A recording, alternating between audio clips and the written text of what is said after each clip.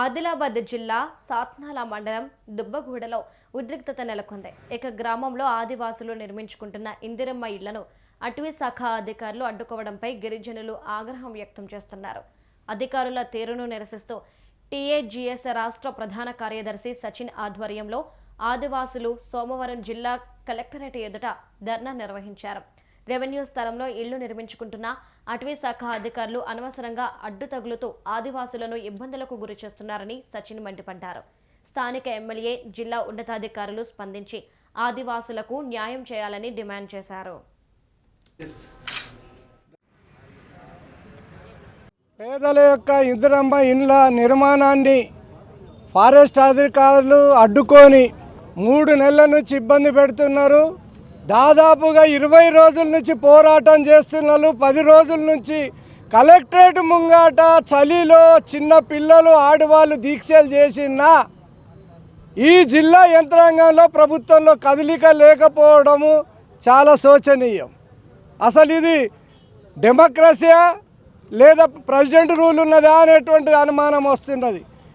ఇప్పటికైనా మరి డిఎఫ్ఓ గారు కానీ, కలెక్టర్ గారు ఎస్పీ గారు కానీ జోక్యం చేసుకొని సమస్యను పరిష్కారం చేయాలని చెప్పి మేము కోరుతున్నాం. లేనట్లయితే పెద్ద ఎత్తున ఉద్యమాలు అనేటువంటి చేయడం జరుగుతుంది. అమాయకులైన కులమోళ్ళు తరతరాల నుంచి గుడిసెళ్ళల్లో ఉంటున్నారు. ఈరోజు ఇందిరమ్మ ఇండ్లు శాంక్షన్ అయినాయి అంటే ఎంతో సంతోషంగా ఉండే, కానీ ఫారెస్ట్ అధికారులు నీళ్లు చల్లారు, మన్ను చల్లారు. ఇట్లాంటి పరిస్థితుల్లో మరి కలెక్టర్ ఏమో, ఆర్డీఓ, ఎంఆర్ఓనేమో ఇది రెవెన్యూ భూమి అంటారు, ఫారెస్ట్ అధికారులనేమో ఇది మాది ఫారెస్ట్ భూమి అంటారు. నడేళ్ళ ఈ కులామోళ్ళని, పేదలను ఇబ్బంది పెట్టడం ఎంతవరకు సమంజసం? ఎలాంటి డెవలప్మెంట్ కార్యక్రమాలు కానిచ్చలేరు. ఇవల్ల ఆదివాసుల అభివృద్ధికి ఫారెస్ట్ డిపార్ట్మెంట్ పెద్ద అడ్డంకిగా మారింది. ఇప్పటికైనా పునరాలోచన చేసుకొని ఆదివాసుల అభివృద్ధిని జరిగేటట్టు సహకరించాలని ఫారెస్ట్ డిపార్ట్మెంట్ వాళ్ళని కోరుతున్నాం.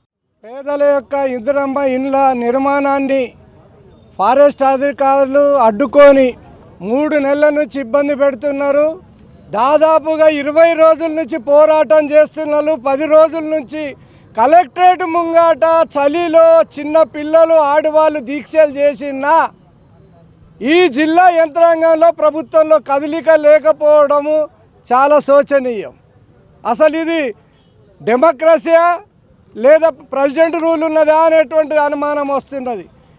ఇప్పటికైనా మరి డిఎఫ్ఓ గారు కానీ, కలెక్టర్ గారు ఎస్పీ గారు కానీ జోక్యం చేసుకొని సమస్యను పరిష్కారం చేయాలని చెప్పి మేము కోరుతున్నాం. లేనట్లయితే పెద్ద ఎత్తున ఉద్యమాలు అనేటువంటి చేయడం జరుగుతుంది. అమాయకులైన కులమోళ్ళు తరతరాల నుంచి గుడిసెళ్ళల్లో